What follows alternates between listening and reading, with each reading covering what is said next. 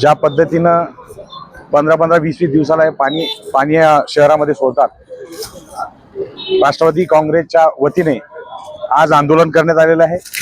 कारण की इथल्या प्रशासनाने सांगितले 1 दिवस आड पाणी मिळणार, पण आज 15-15 दिवस झाले तरी चुना लावायचं काम हे प्रशासन करत आहे।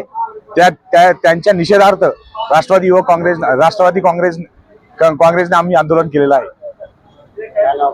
डॉक्टर प्रकाश इंगळे, राष्ट्रवादी युवक काँग्रेस प्रदेश सरचिटणीस। गेल्या 1988 पासून या सिडकोने महानगरपालिकेला शहराला हस्तांतरित केलं।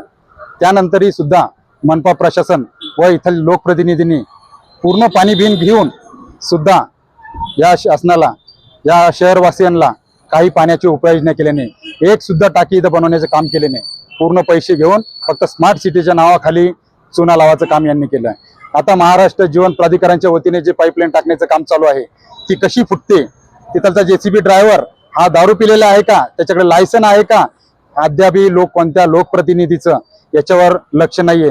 त्यामुळेही शहराला खूप मोठा भुर्दंड पडतोय। टँकर पाण्याने विकत घ्यावं लागत आहे।